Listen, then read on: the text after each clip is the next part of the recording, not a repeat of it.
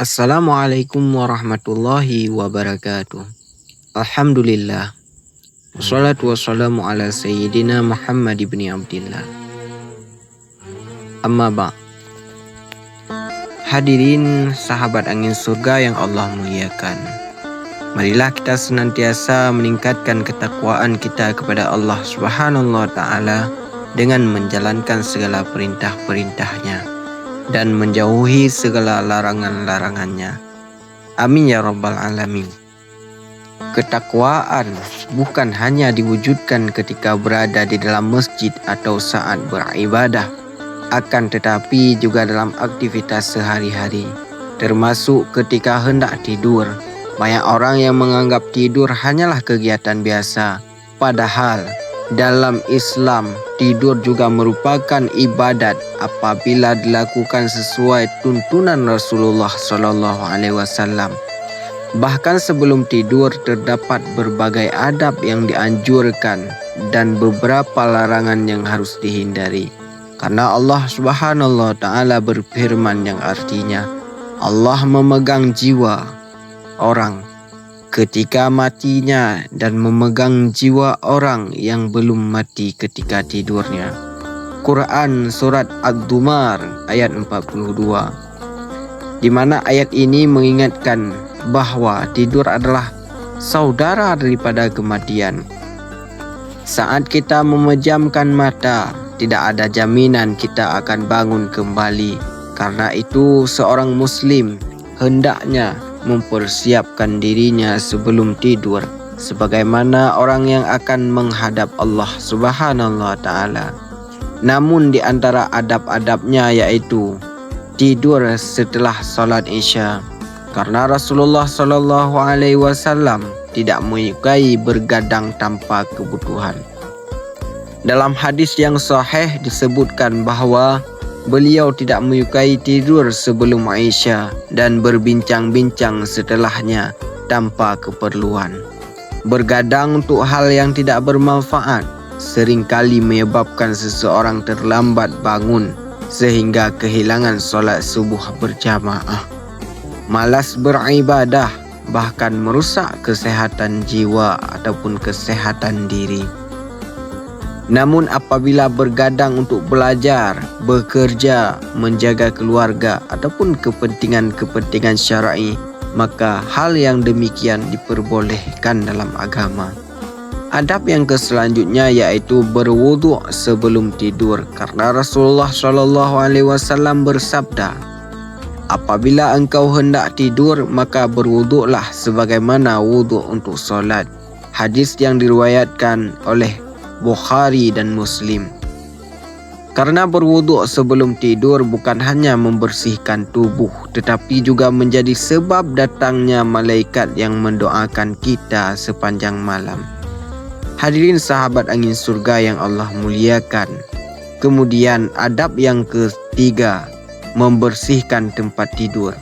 Karena Rasulullah SAW mengajarkan agar menggibaskan tempat tidur sebelum berbaring.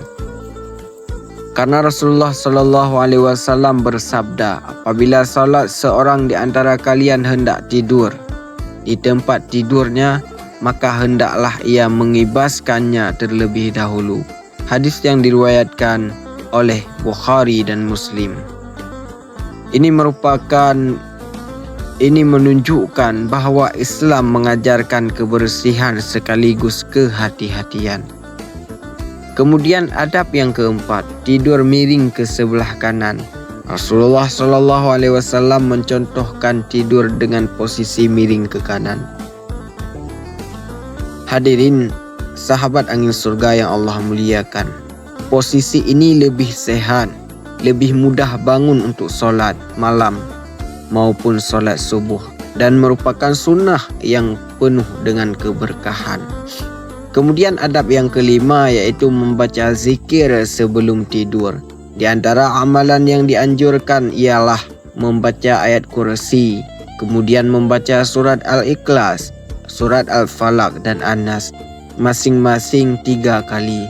Kemudian membaca tasbih 33 kali, tahmid 33 kali dan takbir 34 kali.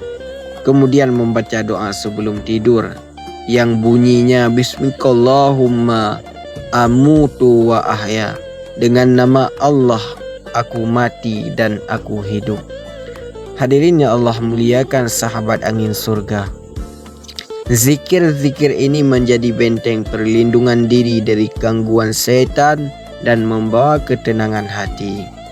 Kemudian larangan yang selanjutnya yaitu tidur meninggalkan solat isya. Apabila waktu isya telah masuk dan seseorang sengaja tidur hingga melewatkan solat tanpa uzur yang syar'i, maka ia telah melakukan dosa besar karena meninggalkan solat wajib. Karena itu, dahulukan solat isya sebelum beristirahat.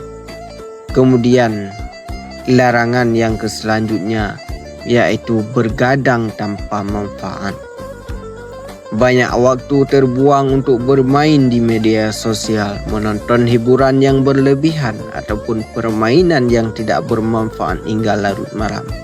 Akibatnya, solat subuh jadi terlewat, tubuh jadi lemah dan hati menjadi lalai dari mengingat Allah.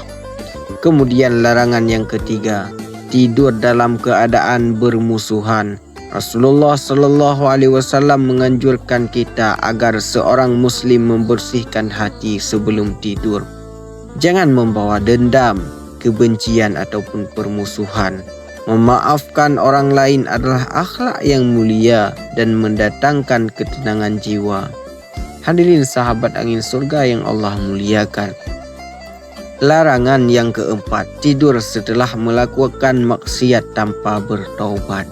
Setiap manusia pasti pernah berbuat salah, namun jangan menunda-nunda taubat.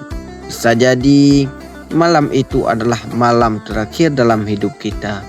Allah Maha Pengampun bagi hamba yang kembali kepadanya dengan penuh penyesalan.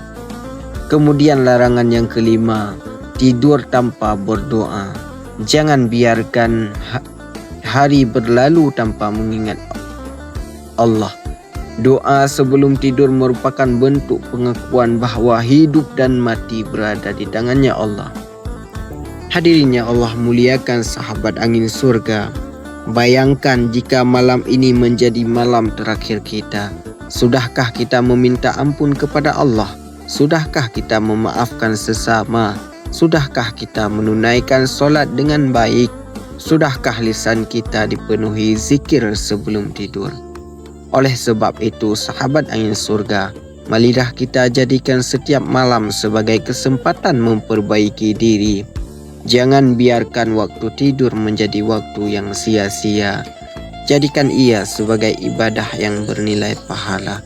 Semoga Allah menjadikan kita hamba-hamba yang senantiasa mengikuti sunnah Rasulullah SAW dalam menghidupkan zikir sebelum tidur, menjaga solat dan diwafatkan dalam keadaan husnul khatimah.